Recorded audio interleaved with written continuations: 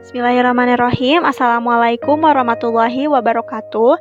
Di sini kami dari kelompok 1 yang beranggotakan Dinda Nur Latifah, Bobi Triano Valdi, dan Krisda Destira akan sedikit menjelaskan mengenai ekonomi publik dan peran pemerintah di dalamnya. Baiklah, kita langsung saja ke pembahasan yang pertama, yaitu mengenai pengertian ekonomi publik.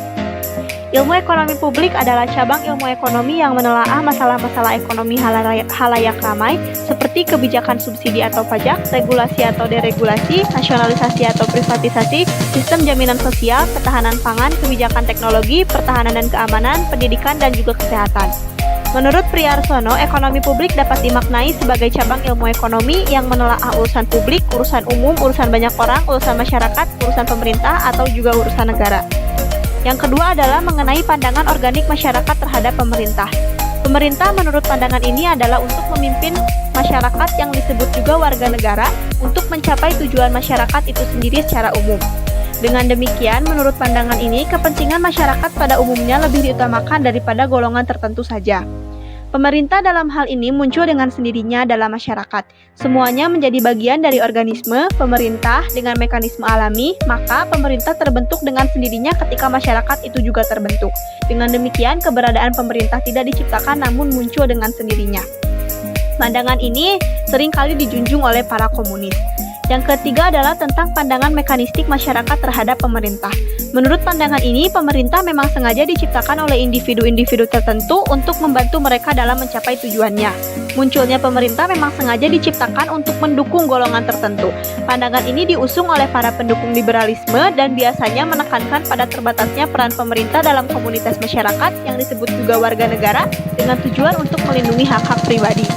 Namun pada tataran nyatanya, pendukung pandangan ini juga memandang pemerintah sebagai alat untuk menjaga hak pribadi dan juga untuk melindungi kepentingan umum dengan menyediakan barang dan jasa yang sifatnya tidak untuk kepemilikan pribadi seperti penyediaan jaminan sosial, asuransi kesehatan untuk rakyat miskin. Dan yang keempat mengenai struktur pemerintahan. Musgrave mendefinisikan peran pemerintah dalam 3 hal, yaitu yang pertama stabilisasi harga, menjaga inflasi yang berlebihan, dan memastikan tingkat pemberdayaan tenaga kerja yang penuh. Yang kedua, pemerintah memastikan alokasi sumber daya yang efisien, apakah itu melalui mekanisme pasar atau disediakan oleh pemerintah. Yang ketiga, mengenai pemerintah memastikan level keterimaan sosial dari distribusi kekayaan dan akses pasar. Jika kondisi tersebut tidak tercapai, maka pemerintah harus mendistribusikan kekayaan tersebut. Dalam mencapai ketiga hal tersebut, salah satu usaha yang dilakukan adalah melakukan desentralisasi fiskal. Meskipun tidak semua negara di dunia ini berhasil menjalankan desentralisasi fiskal tersebut, namun pola ini menjadi pola yang mengglobal untuk dilakukan. Sebagaimana dalam Undang-Undang Nomor 23 Tahun 2014 tentang Pemerintahan Daerah, pemerintah Indonesia dalam sistem pemerintahan terdiri atas yang pertama, pemerintah pusat. Pemerintah pusat adalah Presiden Republik Indonesia yang memegang kekuasaan pemerintahan negara Republik Indonesia yang dibantu oleh Wakil Presiden dan juga Menteri sebagaimana dimaksud dalam Undang-Undang Dasar Negara Republik Indonesia tahun 1945 pasal 1 ayat 1. Pemerintah ini dipilih oleh rakyat dan bertanggung jawab kepada rakyat melalui Majelis Permusyawaratan Rakyat atau MPR. Yang kedua adalah pemerintah daerah. Pemerintah daerah adalah penyelenggaraan urusan pemerintah oleh pemerintah daerah dan Dewan Perwakilan Rakyat Daerah menurut asas otonomi dan tugas pembantuan dengan prinsip otonomi seluas-luasnya dalam sistem dan prinsip negara kesatuan Republik Indonesia sebagaimana dimaksud dalam Undang-Undang Dasar Negara Republik Indonesia tahun 1945 pasal 1 ayat 2. Pelaksanaan pemerintahan daerah terdiri atas gubernur, bupati atau wali kota, serta perangkat penyelenggara pemerintah daerah. Kelima adalah mengenai konsep ukuran pemerintah. Besar kecilnya pemerintah seringkali ditentukan oleh banyaknya pekerja yang bekerja dalam sektor publik.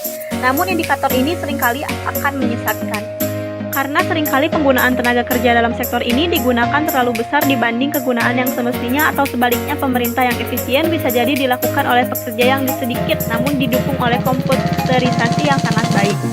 Ukuran yang paling masuk akal adalah dengan menggunakan besarnya pengeluaran yang dilakukan oleh pemerintah dalam APBN adalah pembelian barang dan jasa, transfer pendapatan, dan pembayaran bunga pinjaman. Yang terakhir adalah mengenai peran pemerintahan. Pemerintah adalah organisasi yang dibentuk untuk menjalankan otoritasnya terhadap orang-orang yang hidup bersama dalam komunitas dan menyediakan serta membiayai jasa-jasa yang esensial. Banyak warga negara dan sumber daya yang dilibatkan dalam menyediakan jasa-jasa pemerintahan. Menurut Stiglitz, secara umum pemerintah mempunyai peran antara lain 1. Membuat sistem hukum, 2. Menyediakan barang dan jasa, 3. Membeli barang dan jasa, 4. Memberikan aturan untuk mempengaruhi sektor swasta, dan yang kelima adalah melakukan redistribusi pendapatan. Sedangkan menurut Samuelson dan Nordaus mengungkapkan 4 fungsi dari pemerintah. Yang pertama adalah meningkatkan efisiensi ekonomi, yang kedua adalah mengurangi ketimpangan pendapatan, yang ketiga adalah menstabilkan ekonomi melalui kebijakan makroekonomi, dan yang terakhir adalah mengarahkan ekonomi internasional dengan kebijakannya. Mungkin hanya itu yang dapat kami sampaikan mengenai ekonomi publik dan peran pemerintah di dalamnya. Kurang lebihnya kami mohon maaf. Terima kasih atas perhatiannya. Wassalamualaikum warahmatullahi wabarakatuh.